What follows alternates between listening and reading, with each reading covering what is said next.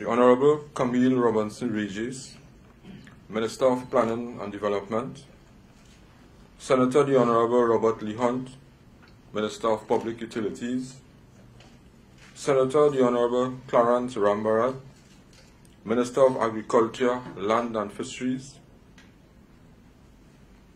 Ms. Nadia Natai Gan, Chairman of the Board of and members of the EMA, Board of Directors, Mr. Ewart Williams, Chairman of the Green Fund Advisory Committee, Chairman of the Solid Waste Management Committee Limited, Mr. Shamshad Mohammed, and other distinguished members of the Board of Directors of SWIMCOL, Chief Executive Officer of SWIMCOL, Mr. Ronald Roach, Permanent Secretary in the Ministry of Planning and Development, Ms. Joanne Deiraj,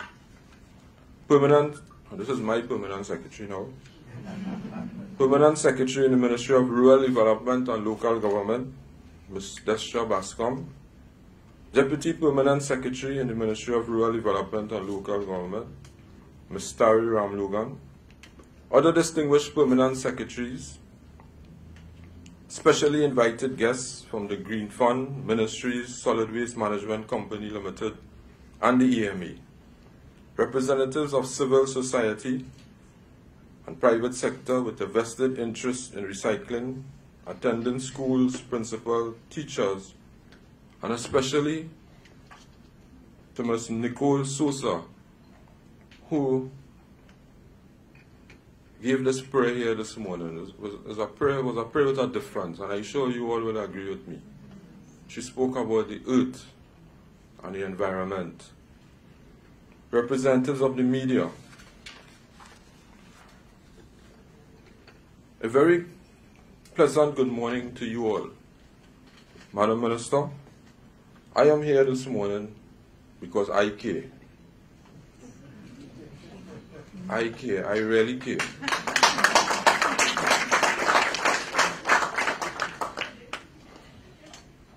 I am delighted to be part of this proceedings today for the launch of Phase 2 of the iCare project. Just yesterday, I met with Ms. Natai Gan and her team, the CEO also, to discuss how the Ministry of Rural Development and Local Government and the municipal corporations can get more involved in this initiative and help to spread across the entire country. We want to bring this project into all communities, especially the rural ones, because that is where you tend to find a lot of recyclable waste materials. For example, we at the ministry want to organize a cleanup campaign of the Mayaro Beach after Carnival. And I am glad the Minister of Agriculture is here.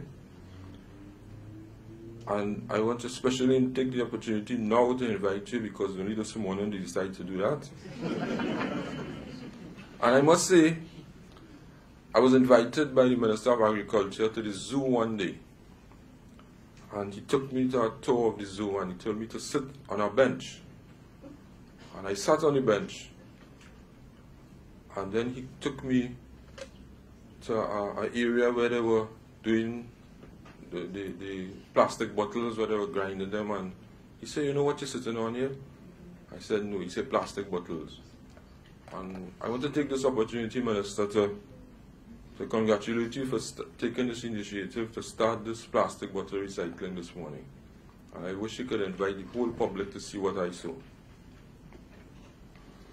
There are people in communities who will benefit from this project because it will encourage better habits and clean areas. What is really needed throughout the country is a cultural shift in the way we deal with garbage disposal and collection. This is why we support the EMA and their drive to put iCare bins in all municipal corporations. Recycling requires collaboration. It requires all stakeholders, local government agencies, private companies, community groups to get together with the common goal of keeping the communities clean. For one thing, we really want to see this iCare bins being placed in the schools, because children are the real drivers of the cultural change that needs to happen. They will develop better habits from early on, and they will take them home and in turn teach their parents and relatives that recycling is the better way to deal with a lot of household waste. Recently, we have seen many cases of illegal dumping. Old tires, bottles, appliances, furniture, mattresses, plastics.